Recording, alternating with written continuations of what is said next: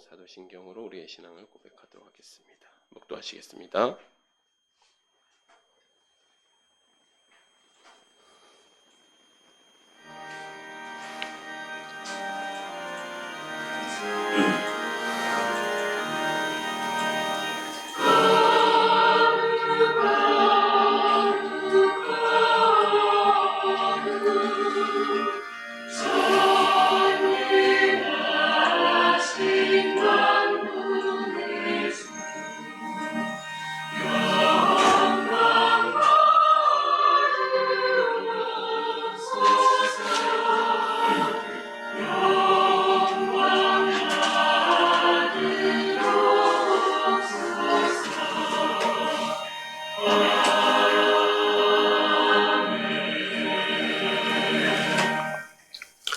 전능하사 천지를 만드신 하나님 아버지를 내가 믿사오며 그 외아들 우리 주 예수 그리스도를 믿사오니 이는 성령으로 잉태하사 동정녀 마리아에게 나시고 본디오 빌라도에게 권한을 받으사 십자가에 못 박혀 죽으시고 장사한 지 사흘 만에 죽은 자 가운데서 다시 살아나시며 하늘에 오르사 전능하신 하나님 우편에 앉아 계시다가 저리로서 산 자와 죽은 자를 심판하러 오시리라.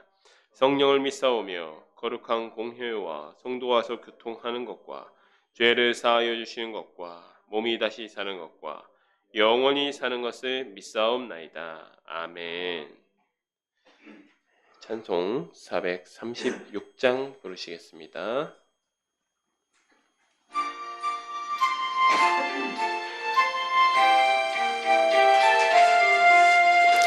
나의 제 주님의 새 생명 얻음어 옛 것은 지나고 새 사람이로다.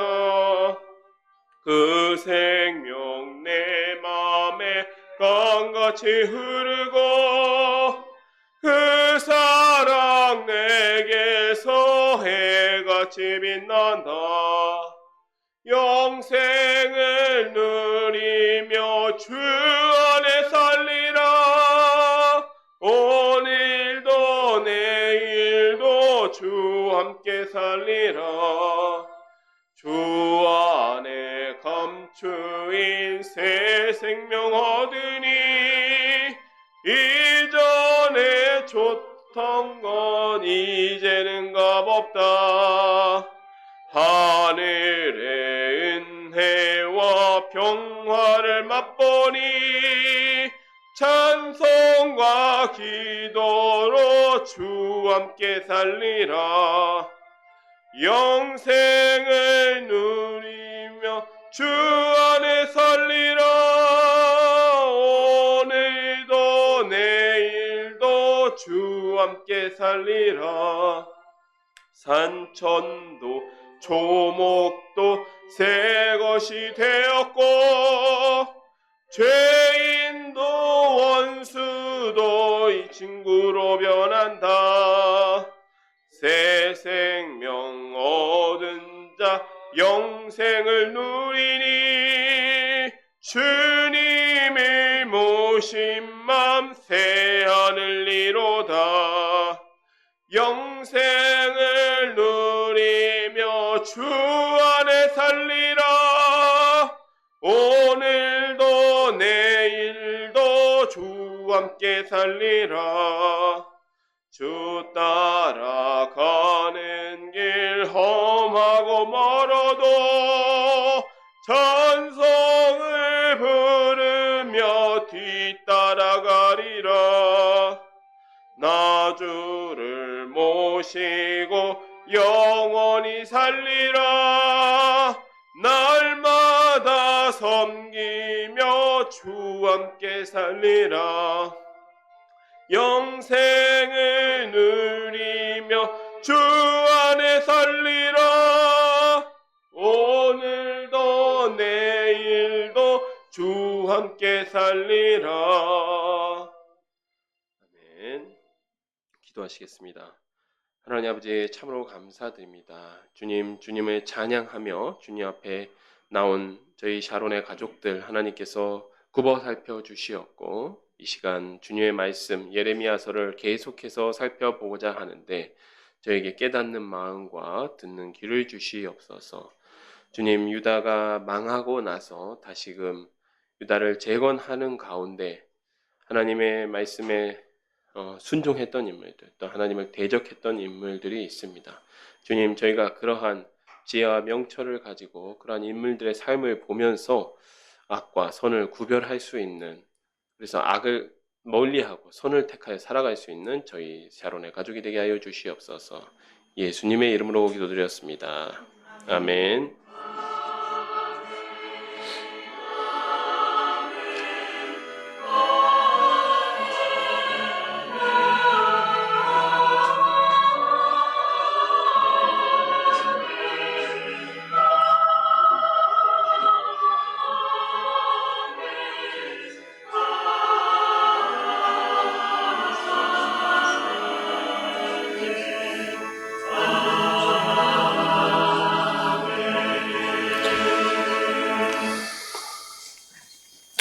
이 시간 저에게 주신 하나님의 말씀은 예레미야 40장 13절부터 41장 3절까지 말씀입니다. 구약 성경 1119페이지에 있습니다. 40장 13절부터 41장 30절 말씀입니다. 제가 봉독해 드리도록 하겠습니다. 가레야의 아들 요하난과 들에 있던 모든 군 지휘관들이 미스바에 사는 그다랴에게 이르러 그에게 이르되 암몬 자손의 왕 바알리스가 내 생명을 빼앗으려 하여 느다냐의 아들 이스마엘을 보낸 줄 내가 아느냐 하되 아이감의 아들 그다랴가 믿지 아니한지라. 가레야의 아들 요하난이 미스바에서 그다랴에게 비밀이 말하여 이르되 청하노니 내가 가서 사람이 모르게 느다냐의 아들 이스마엘을 죽이게 하라. 어찌하여 그가 내 생명을 빼앗게 하여 내게 모인 모든 유다 사람을 흩어지게 하며 유다의 남은 자를 멸망을 당하게 하랴 하니라. 그러나 아이감의 아들 그다랴가 가레야의 아들 요하난에게 이르되 내가 이 일을 행하지 말 것이니라. 내가 이스마엘에 대하여 한 말은 진정이 아니니라 하니라. 일곱째 달에 왕의 종친 엘리사마의 손자요 느다냐의 아들로서 왕의 장관인 이스마엘이 10사람과 함께 미스바로 가서 아이감의 아들 그다랴에게 이르되 미스바에서 함께 떡을 먹다가 느다냐의 아들 이스마엘과 그와 함께 있던 10사람이 일어나서 바벨론의 왕의 그 땅을 위임했던 사반의 손자 아이감의 아들 그다랴를 칼로 쳐 죽였고 이스마엘이 또 미스바에서 그다랴와 함께 있던 모든 유다 사람과 거기에 있는 갈대아 군사를 죽였더라. 아멘. 네, 오전 시간에는 예레미야서에 기록된 유다가 멸망할 때까지의 역사를 살펴보았습니다. 이 격변의 시기죠. 이 격변의 시기에 성경을 불태웠던 인물도 있었고 자기 이익을 위해서라면 의인을 모함하는 인물도 있었습니다. 자기 안위를 위해서 악을 방관한 인물도 있었고 자신의 안위보다는 이 불이익을 또 그런 어떤 신변의 위협을 감수하고서라도 의인을 위해서 기꺼이 나서는 인물도 있었습니다. 이 시간에는 유다 멸망 후의 상황에 대해서 보게 될 것입니다. 유다를 멸망하고 유다의 총독이 세워지고 또 그 총독이 암살되는 과정 가운데서 어떤 인물들을 보면서 우리가 하나님의 뜻을 찾는 시간이 되기를 소원합니다. 네, 39장 11절입니다. 바벨론의 느부갓네살 왕이 예레미야에게 대하여 사령관 느부사라단에게 명령하여 이르되 그를 데려다가 선대하고 해하지 말며 그가 내게 말하는 대로 행하라. 이에 사령관 느부사라단과 내시장 느부사스반과 공중장관 네르갈 사레셀과 바벨론 왕의 모든 장관이 사람을 보내어 예레미야를 감옥 뜰에서 데리고 사반의 손자 아이감의 아들 그다랴에게 넘겨서 그를 집으로 데려가게 하매 그가 백성 가운데에 사니라. 예레미야가 감옥들에 갇혔을 때에 이 시점이 바뀌었습니다.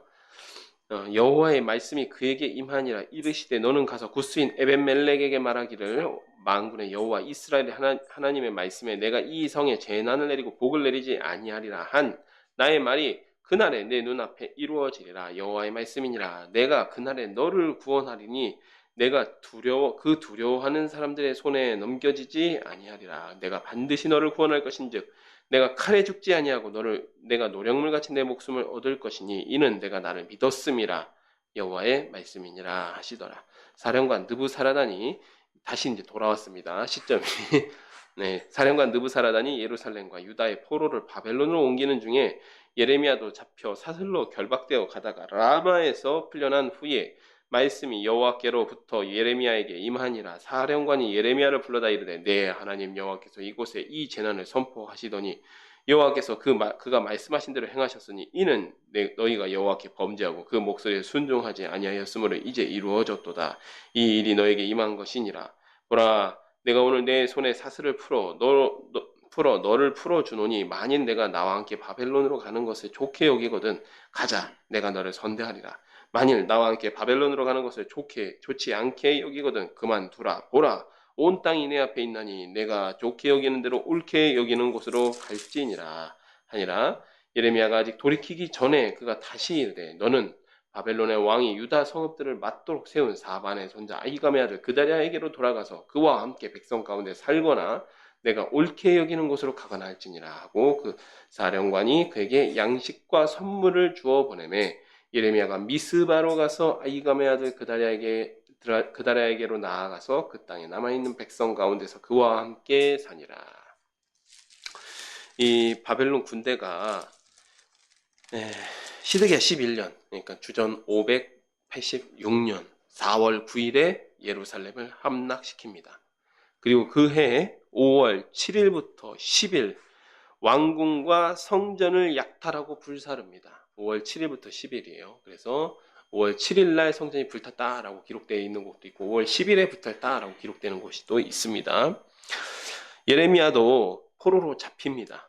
바벨론 군대 포로로 잡혀서 여기 이 39장에는 그 시위대 뜰에 갇혀있는 예레미야를 곧바로 풀어준 것처럼 이야기되어 있는데 그것은 아니고 예레미야를 포로로 잡고 라마까지 호송에 갑니다. 호송에 가다가 이 라마에서 예레미야를 석방을 하게 됩니다. 그리고 이 15절 말씀은요, 사실 이게 삽입구절입니다. 그래서 이건 개인적으로 에벤멜렉이라는 사람 개인적으로 주신 하나님의 말씀이죠. 구원의 약속의 말씀인데 사실은 이 내용의 흐름상으로 보면 이 39장에 들어갈 내용이 아니고 38장 중간이나 38장 끝부분에 들어가는 게 조금 더 합당하겠죠. 흐름상으로, 이야기의 흐름상으로 보면 그래서 시점이 예레미야가 시위대 뜰에 갇혔을 때라고 언급하고 있습니다. 여기서 에벤멜렉이 이 17절을 보면 내가 두려워하는 사람들의 손에 넘겨주지 않겠다라고 약속하십니다. 그런데 이 보통은 두려워하는 사람이라고 하면 바벨론을 이야기하는 것인데 바벨론 같지가 않아요. 왜냐하면 당시의 상황을 보면 그때 당시에는 뭐 바벨론의 위협도 있었지만 사실 에벤멜렉에게 가장 그 눈앞에 닥쳐 있는 위험은 이 예루살렘과 유다의 고관들입니다. 그들이 이 예레미야를 음해해가지고 감옥에 가두었는데 그걸 풀어달라고 탄원한 사람이 에벤멜렉이란 거죠. 그러니까 눈밖에 난 겁니다. 그래서 조금 밉보이면 잘못하면 자기도 죽을까봐 두려워하고 있었던 그 에벤멜렉에게 예레미야를 통해서 하나님께서 말씀을 주시되 너가 칼에 죽지 않을 것이다. 두려워하는 자들의 손에 넘겨지지 않을 것이다. 내 목숨을 구원해 주겠다라는 약속을 해주시는 것입니다. 자, 그리고 40장부터는 다시 예루살렘 함락 후의 이야기를 다루고 있습니다. 그러니까 15절부터 18절이 에벤멜렉 개인에게 주신 응답의 말씀, 삽입 구절이고 원래는 14절에서 40장 1절로 이어지는 게 내용 흐름상으로는 좀 더 적절하겠죠.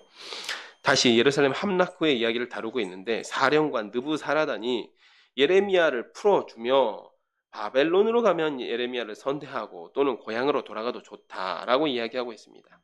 이 느부사라단이 군대 사령관인데 이 원정군의 사령관인데 예루살렘에서 최소한 한 달 이상은 지난 것 같습니다. 네, 그렇죠. 4월 9일날 함락되고 5월 10일날 성전이 불탔으니까 최소한 한 달이죠. 최소한 한 달 이상 이 예루살렘에 주둔을 하면서 정보 수집을 했을 겁니다. 보통 이제 군대 사령관들이 그런 이야기, 이제 군정이 꾸려지면 그런 일들을 하는데 정보 수집을 해보니까 그 예언자라는 사람 중에 한 사람이 계속해서 바벨론에 항복하라고 했단 말이죠. 그러니까 이 개인적으로 판단할 때는 이 사람은 우리 쪽 사람인가 보다. 그러면 이런 사람들은 남겨두어도 또는 선대하거나, 그러니까 바벨론으로 모시고 가서 선대를 하거나 아니면 이스라엘 백성 중에 풀어주어도 기본적으로 바벨론 입장에서 봤을 때는 우호 세력이 생기는 거잖아요. 그러니까 이 예레미야를 석방해 줍니다.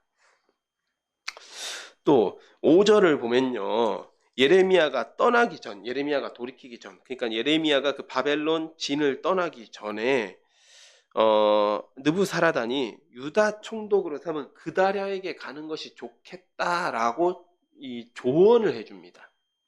조언을 해주는데 이는 어떤 느낌이냐면 이제 이 바벨론 입장에서 보면 아직까지는 예루살렘이 함락되긴 했지만 아직까지는 이 표현이 좀 그렇습니다만은 이 유다의 잔당들, 그러니까 이런 잔당들이나 혹은 이제 치안이 굉장히 불안해진 상태이기 때문에 이 도둑들이 들끓어서 예레미야가 해코지를 당할 위험이 있는 거죠. 그러니까 그래도 치안이 좀 안정돼 있고 신뢰할 만한 인물인 그다랴에게 가서 몸을 좀 의탁하십시오라고 충고를 한 것으로 보입니다. 그래서 예레미야가 미스바에 일종의 유다 총독부를 미스바에 유다 총독부를 세우고 있는 아히감의 아들 그다랴에게 갑니다. 여기가 미스바가 유다 총독부가 세워진 자리예요. 예루살렘이 아니고. 예레미야 40장 7절부터 이어서 살펴보겠습니다. 들어있는 모든 지휘관과 그 부하들이 바벨론의 왕이 아히감의 아들 그다랴에게 그 땅을 맡기고 남녀와 유아와 바벨론으로 잡혀가지 아니한 빈민을 그에게 위임하였다 함을 듣고 그들 곧 느다냐의 아들 이스마엘과 가레아의 두 아들 요하난과 요나단과 다누멧의 아들 스라야와 느도바 사람 에베의 아들들과 마아가 사람의 아들 여사냐와 그들의 사람들이 미스바로 와서 그다랴에게 이르니 사반의 손자 아히감의 아들 그다랴가 그들과 그들의 사람들에게 맹세하여 이르되 너희는 갈대아 사람을 섬기기를 두려워하지 말고 이 땅에 살면서 바벨론의 왕을 섬기라. 그리하면 너희에게 유익하리라. 보라 나는 미스바에 살면서 우리에게로 오는 갈대아 사람을 섬기리니 너희는 포도주와 여름 과일과 기름을 모아 그릇에 저장하고 너희가 얻은 성읍들에 살라 하니라. 모압과 암몬 자손 중에 에돔과 모든 지방에 있는 유다 사람도 바벨론의 왕이 유다의 사람을 남겨둔 것과 사반의 손자 아히감의 아들 그다랴를 그들을 위하여 세웠다 함을 듣고 그 모든 유다 사람이 쫓겨났던 각처에서 돌아와 유다 땅 미스바에 사는 그다랴에게 이르러 포도주와 여름 과일을 심히 많이 모으니라. 이 유다 총독부 이야기를 지금 하고 있는데요. 바벨론 총사령관 느부사라단이 유다 총독부를 설치하면서 아히감의 아들 그마랴를 임명을 합니다. 사실 그마랴의 할아버지 사반의 손자 그다랴라고 하고 있는데 사반은 요시야 왕 때의 신하였죠. 요시야 왕 때 충성된 신하였고 종교개혁에서도 중요한 역할을 하셨던 분이 사반입니다.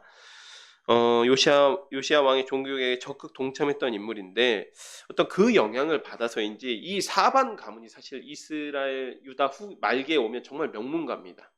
그러니까 위치가 높아서 명문가 아니라 신앙의 명문가였다라는 것이죠. 딱 한 사람이 예외가 있는데 이 에스겔서를 나중에 보면서 살펴볼 건데 에스겔서에 보면 성전에서 우상 숭배에 하던 장로 중에 한 사람으로 등장하는 사람이 있어요. 야하사냐라는 사람을 제외하면 대부분 신실한 인물들로 나옵니다. 거의 다 신실한 인물들로 나오고 늘 예레미야를 보호하고 했던 인물입니다. 심지어 예레미야가 예레미야서 26장에 무죄를 선고하기도 하죠. 여호야김부터 시드기야 시대에도 예레미야를 보호했던 신실한 가문, 그런 신앙에 있어서의 명문가가 사반 가문이었습니다. 또 약간 이 가문이 좀 친바벨론 성향이었던 것 같습니다. 그러다 보니까 느부사라단이 유다 총독으로 삼았습니다. 당시 예루살렘은 어땠겠습니까? 불에 탔죠. 왕궁과 이 성전을 약탈하면서 불에 타버렸습니다. 그리고 예레미야 예결을 보면 시체조차도 수습되지 못하는 성이었습니다. 그렇기 때문에 이 미스바의 총독부를 설치를 한 것입니다.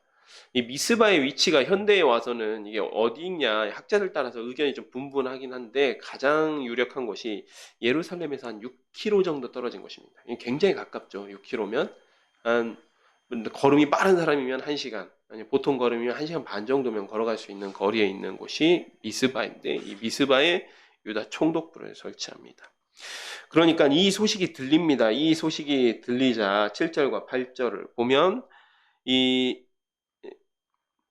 7절과 8절을 보면 이스라엘의 그 피난민들, 유민들이죠. 나라가 망했으니까 그 유민들도 나라가 망한 줄 알고 도망쳤다. 그래도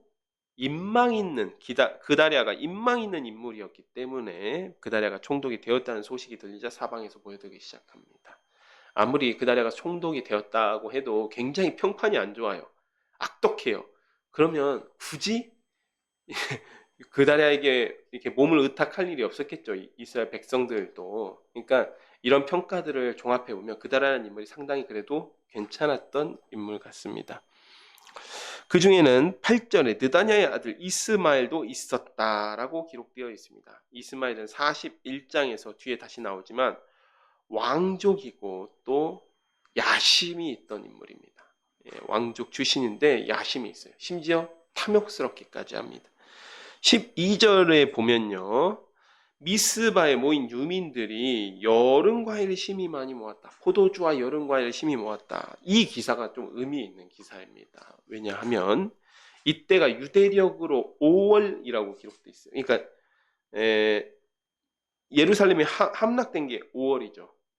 그러니까 5월, 6월, 7월 이 사이에 있었던 일입니다. 그런데 이때가 양력으로 따지면 한 7, 8월, 9월 정도에 해당됩니다. 7, 8, 9월 정도에 해당돼요. 그런데 문제는 이스라엘에선 추수가 이미 끝난 시점이라는 거예요. 이스라엘 같은 경우는 보통 우리 양력으로 5월 전에는 보리 추수까지 완전히 끝납니다. 보리 추수까지 완전히 끝나는데 까딱 잘못하가는 어떤 일이 벌어집니까? 기껏해서 총독부 세우고 유민들 모았는데 먹을 게 없으면 굶어 죽는 거죠. 그런데 이때에 그리고 그때 당시 피난을 간 사람들, 피난을 간 사람들은 추수 못했겠죠. 추수 못했을 거 아닙니까? 그러니까 잘못하면 이 피난민들 모아놓으면 진짜 완전 죄송한 표현입니다만 무슨 거짓대처럼 돼가지고 굶어 죽을 단체로 아사할 수 있는 그런 위험한 상황이었다라는 것입니다. 그런데 그때에 여름 과일을 거둘 수 있었다라는 사실은 그래도 살 수 있는 희망을 주는 이야기입니다. 그래서 이 기사 자체가 이 공동체가 식량이 없어서 붕괴되는 것을 막고 새롭게 이스라엘을 재건할 수 있다는 희망을 준 사건이 여름 과일을 모아왔다. 이런 사건입니다. 그런데 새로운 희망을 시작하는 시기에 자기 개인의 욕심과 야망에 눈이 먼 어떤 한 사람이 찬물을 뿌리게 됩니다. 그 사람 이야기가 나옵니다. 가레 아들 요하난과 들에 있는 모든 군 지휘관이 미스바에 사는 그다리아에게 이르러 그에게 이르되 암몬 자손의 왕 바알리스가 내 생명을 빼앗으리 하여 느다냐의 아들 이스마엘을 보낸 줄 내가 아느냐 하되 아이감의 아들 그다리아가 믿지 아니한지라.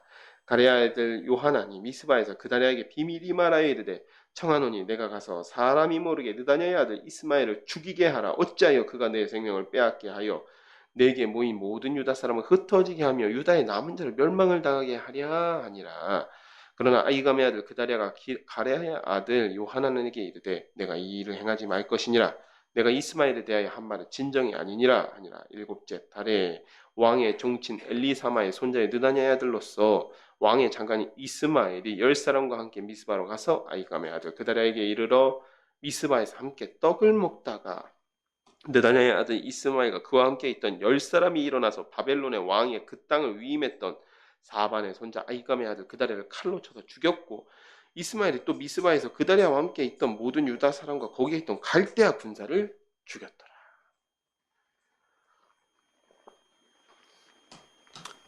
이렇게 그다리아가 허무하게 2달 만에 암살을 당하고 맙니다. 그런데 그 전에 어떤 한 첩보가 있었던 거죠. 그래서 요하난이라는 군 지휘관이 와서 그다리아에게 첩보 보고를 합니다. 이런 거죠. 아무래도 이스마엘이 수상합니다. 빨리 손을 써야 될 것 같아요. 왜 그러는데? 하니까 암몬 왕의 후원을 봐서 암몬 왕 바알리스 후원을 받는 것 같아요. 그래서 총독님을 암살하려고 하는 것 같습니다. 우리가 먼저 칩시다. 이렇게 보고를 한 겁니다. 이게 사실 정확한 첩보 보고였죠. 예, 정확한 첩보 보고였습니다. 그런데 그다랴가 거부를 합니다. 그다랴가 왜 거부를 했나 보면 16절을 보면 그다랴가 이 일을 일종의 충성 경쟁으로 본 것 같아요. 요하난이 뭔가 좀 자기 입지를 다지려고 괜히 이거 이스마엘을 저기 음해하는 거 아니야? 라고 이야기 그렇게 이제 해석을 했다는 것이죠.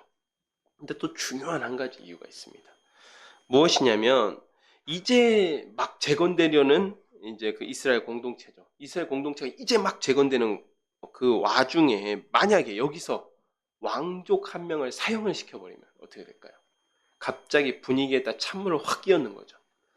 그러니까 이 그다랴 입장에서는 나름 이걸 좀 정치적으로 좀 해결해 보려고 노력했던 것 같습니다. 그러니까 41장의 이 내용, 그러니까 이스마엘을 불러 삼게 이 떡을 뗐다 이 내용은 일종의 만찬을 벌인 거죠.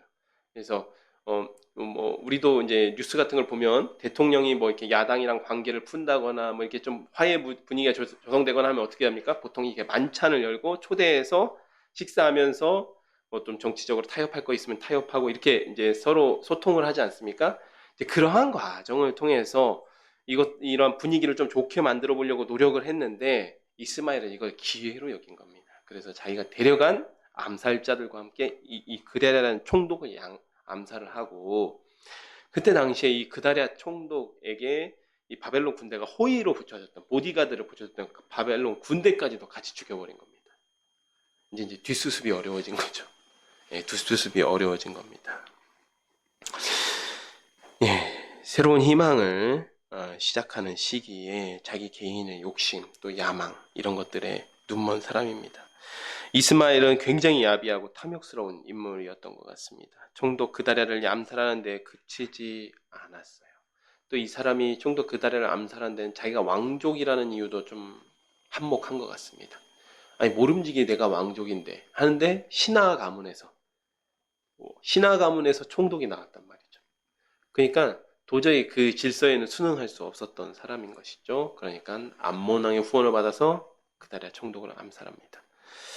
그리고 나서는 이제는 이 사람이 자기 개인의 욕심, 탐심을 채우기 위해서 순례자들을 공격합니다. 그 이야기가 이어서 4절부터 나옵니다. 4절부터 읽도록 하겠습니다. 그가 그다랴를 죽인 지 이틀이 되었어도 이를 아는 사람이 없었더라. 그때 사람 80명이 자기들의 수염을 갖고 옷을 찢고 몸에 상처를 내고 손에 소재물과 유향을 가지고 세겜과 실로와 사마리아로부터 와서 여호와의 성전으로 나아가려 한지라. 느다냐의 아들 이스마엘이 그들을 영접하러 미스바에서 나와 울면서 가다가 그들을 만나 아이감의 아들 그다랴에게로 가자 하더라. 그들이 성읍 중앙에서 이를 때 느다냐의 아들 이스마엘이 자기와 함께 있던 사람들과 더불어 그들을 죽여 구덩이 가운데에 던지니라. 그중 10사람은 이스마엘에게 이르기를 우리가 밀과 보리와 기름과 꿀을 밭에 감추었으니 우리를 죽이지 말라 하니 그가 그치고 그들을 그의 형제와 마찬가지로 죽이지 아니하였더라. 이스마엘이 그다랴에게 속한 사람들을 죽이고 그 시체를 던진 구덩이는 아사 왕이 이스라엘의 바아사 왕을 두려워하여 팠던 것이라. 느다냐의 아들 이스마엘이 그가 쳐 죽인 사람들의 시체를 거기에 채우고 미스바에 남아있는 왕의 딸들과 왕의 딸들은 진짜 딸이란 이야기가 아니고 이 왕족의 이 종친들 중에 여성들을 이야기하는 것 같습니다. 왕의 땅들과 모든 백성 곧 사령관 느부사라단이 아이감의 아들 그다랴에게 위임하였던 바 미스바에 남아있던 모든 백성을 이스마엘이 사로잡되 곧 느다냐의 아들 이스마엘이 그들을 사로잡고 암몬 자손에게로 가려고 떠나니라. 망명을 하려고 한 거죠.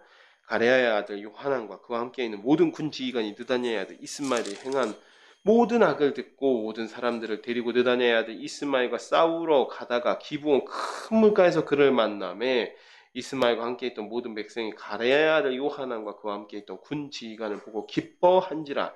이에 미스바에서 이스마엘이 사로잡은 그 모든 백성이 돌이켜 가레아의 아들 요하나에게로 돌아가니 느다냐의 아들 이스마엘이 8사람과 함께 요하난을 피하여 암몬 자손에게로 가니라. 가레아의 아들 요하난과 그와 함께 있던 군 지휘관이 느다냐의 아들 이스마엘이 아이감의 아들 그다랴를 죽이고 미스바에서 잡아간 모든 남은 백성 곧 군사와 여자와 유아와 내시를 기브온에서 빼앗아 가지고 돌아와서 애굽으로 가려고 떠나 베들레헴 근처에 있는 게롯 기맘에 머물렀으니 이는 느다냐의 아들 이스마엘이 바벨론의 그 땅을 위임한 아이감의 아들 그다랴를 죽였으므로 그들이 칼데아 사람을 두려워함이었더라. 네, 4절을 보면 미스바에서 이 그다랴가 암살당한 사실이 이틀간이나 알려지지가 않습니다. 이제 이게 거의 이제 정상적인 시스템, 국가 시스템이 다 무너진 상태에서 겨우 유민들만 데리고 새로 총독부를 설치한 상황이라서 요런 이제 반란이 일어났는데 수습하는데 시간이 좀 길어진 것이죠. 그런데 마침 그때에 80여 명의 순례자들이 세겜과 실로와 사마리아에서 성전으로 올라가던 중에 중간에 집결한 지점이 미스바쯤에서 집결을 한 거예요. 예, 그렇게 이해해야 됩니다. 그리고 5절에 이 순례자들 행색을 보면 수염을 깎고 옷을 찢고 몸에 상처를 냈고 소재물과 유향을 가지고 올라갔다라고 기록되어 있습니다. 예, 보면 이 어떤 표시일까요? 슬픔의 표시죠. 수염을 깎고 옷을 찢었다. 이거 슬픔의 표시고 몸에 상처를 내는 것은 원래는 사실은 애통하는 게요. 부모가 죽었을 때도 몸에 상처를 내서는 안 되지만 율법에 하지만 이 나라가 망했기 때문에 극도의 슬픔의 표시로 몸에 상처까지도 낸 사람들. 그러니까 이런 사람들이면 이런 시대에도 한 80명 가량이 이렇게 애통하는 사람들이 좀 남아 있었다라는 것입니다. 그리고 이들이 하나님께 이 제사를 드리기 위해서 예루살렘으로 올라가던 중에 이 못된 인간 이스마엘을 만난 것이죠. 그러니까 이들이 성전에 올라갔을 때에는 하나님 우리가 어떻게 이렇게 우리 나라가 이렇게 망했습니까? 하고 회개하려는 이유가 있었던 것 같습니다. 그들의 행색을 보면 그런 것들이 드러났죠. 그런데 이 이스마엘은 그 예물이 탐나서 재물이 탐나서 이 순례자들을 살해하고 구덩이에 던진 것입니다. 이 구덩이는 아사왕이 북이스라엘 막기 위해서 미스바 성에 판 그 물을 저장하는 구덩이처럼 보이는데 거기다가 시체들을 던져 넣은 거죠. 또 그 중에서 일부 사람들이 우리가 숨겨놓은 재물이 더 있습니다 했더니 그 사람들은 살려줬다는 거죠. 이런 탐욕스럽고 이렇게 이기적이고 자기밖에 모르고 또 그 권력만을 탐하는 이런 인물이 또 있을지 모르겠어요. 근데 이런 인물이 이스마엘이었습니다. 그리고는 자기를 후원해줬던 이 반란을 후원해줬던 암몬 왕에게로 가려고 합니다. 자, 그러면 암몬 왕, 이 암몬 왕은 그러면 왜 이런 짓을 저질렀을까요? 여러분, 암몬 왕이 시드기야하고 사실 반 바벨론 동맹을 맺었던 사람 중에 한 사람입니다. 근데 먼저 지금 망한 게 시드기야가 먼저 망한 거예요. 유다가 먼저 망한 겁니다. 그러면 반 바벨론 동맹을 맺었는데 암몬은 사실 이 요단강 건너가면 지척이거든요. 요단강 건너가면 지척인데 지금 요단강 건너편에 암몬 입장에서 보면 요단강 건너편에 바벨론 총독부가 세워지면 자기가 그 다음은 나 아니니까. 네, 그러니까 이 이스마엘이라는 야심만만하고 탐욕스러운 이 왕족 하나를 꼬여내가지고 반란을 일으키게 한 겁니다. 자, 그래서 11절 뒤늦게 군 지휘관 요하난이 그 소식을 듣고 이스마엘을 추격하여서 이스마엘 일행들을 이제 맞닥뜨린 거죠. 하지만 이제 이스마엘은 보내주고 암몬으로 보내주고 그 다음에 포로된 이스라엘 백성만 구해옵니다. 그리고 요하나는 백성들을 찾긴 했어요. 그런데 이제 감당이 안 되는 거예요. 이제 정치적으로 이제 누가 수습을 해야 돼? 수습할 사람이 없는 거죠. 첫 번째로는 바벨론에서 세운 총독이 암살을 당했죠. 두 번째로는 같이 있던 바벨론 군인들, 바벨론 사람들까지 같이 암살을 당했어요. 이게 수습이 안 되는 겁니다. 그러니까 그 사실을 두려워하여서 백성들을 데리고 애굽으로 피신하려고 갔다가 내려가다가 이 머문 곳이 게롯 김함이라는 곳에서 머무르게 됩니다. 이 게롯 김함이란 뜻은 김함의 여관이다 이런 뜻이 이 김함의 여관 혹은 김함의 거주지다 이런 뜻입니다. 네. 이 김함이라는 사람은 다윗 왕 때의 그 공신이었던 사람이 있죠. 압살롬 반란 때 다윗 왕을 보호해줬던 인물 바르실레라고 한 노인이 있었습니다. 그 바르실레가 압살롬 반란을 다 진압하고 나서 다윗이 바르실레에게 나와 함께 가십시다. 내가 당신을 끝까지 봉양하겠습니다. 라고 얘기하니까 바르실레가 뭐라고 이야기하죠? 나는 됐고, 나는 이제 이 나이에 어디 가냐. 대신 내 아들 기맘이 있으니까 그를 데려다가 쓰실만 하시면 쓰십시오. 라고 해서, 예, 다윗왕에게 이제 이렇게 추천을 하는 장면이 나옵니다. 바로 그 김함입니다. 그 김함 가문에서 운영했던 일종의 여행자 숙소 같은 곳이 게롯 김함이었던 것으로 보입니다. 그래서 여기에 이제 머무른 이유가 군 지휘관들, 이제 요하난 같은 군 지휘관들뿐만 아니라 이 백성들도 총독이 암살을 당하니까 우왕좌왕하고 있는 거죠. 그래서 요하난이 이곳에서 예레미야에게 앞으로 일들에 대한 조언을 구합니다. 이 모든 일이 벌어진 때가 예루살렘이 함락된 해 7월, 그리고 그 이후로 이스라엘 백성이 예루살렘의 성전이 불탄 5월, 그래서 그 이후로 이 사건 이후로는 5월의 금식. 그러니까 예루살렘이 성전이 불탄 것을 슬퍼하는 5월의 금식. 이스마엘의 마지막 남은 희망이었던 총독 그다랴가 암살당한 사건을 슬퍼하는 7월의 금식을 하게 된 사건이 되었습니다. 하나님께서는 패잔병, 빈민, 피난민들로 이루어진 이스라엘의 그 공동체에게 희망을 주시기 위해서 신실한 사방 가문의 그다랴를 총독으로 세우셨습니다. 또 여름 과일을 거두게 하시어서 새로운 소망을 주시기 원하셨습니다. 그러나 권력욕과 재물 욕심에 미친 사람 이스마엘이라는 왕족 하나가 모든 일을 망쳐버립니다.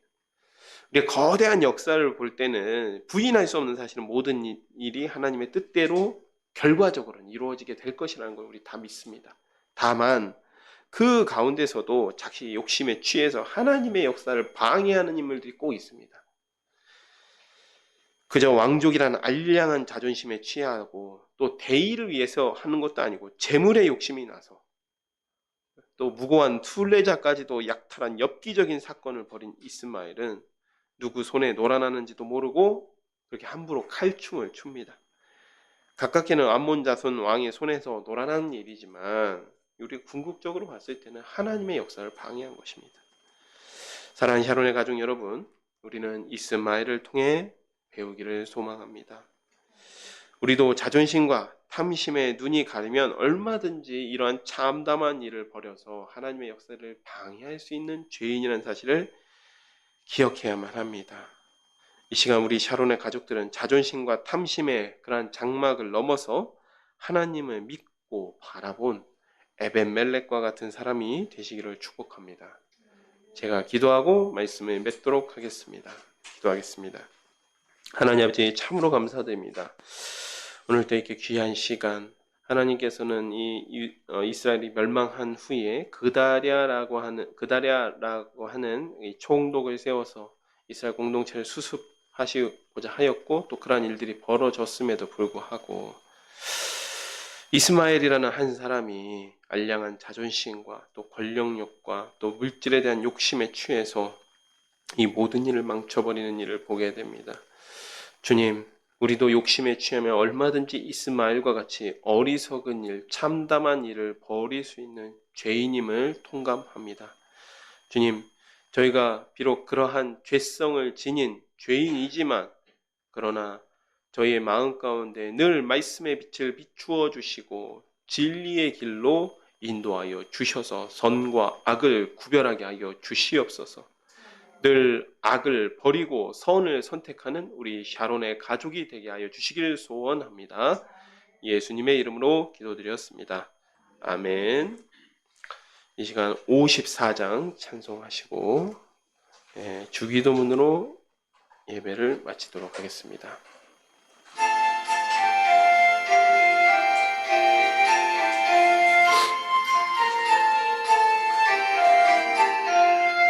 주여 복에 구하오니 편히 가게 하시고 사람마다 죄내로 이기도록 하시고 광야 같은 새 세상에서 항상 인도하소서. 주의 복된 말씀 듣고 무한 감사합니다. 구원받은 주의 성도 열매 맺게 하시며 하나님이 우리 함께 항상 계시옵소서. 아멘.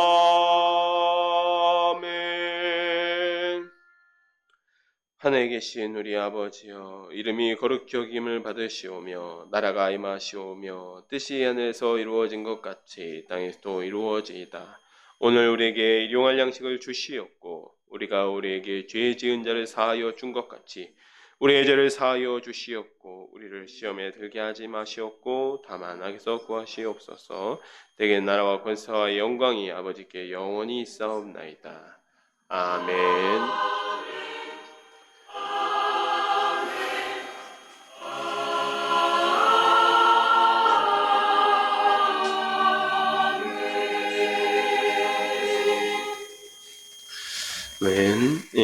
예배 마쳤습니다. 하나님께 영광의 박수 올려드리겠습니다.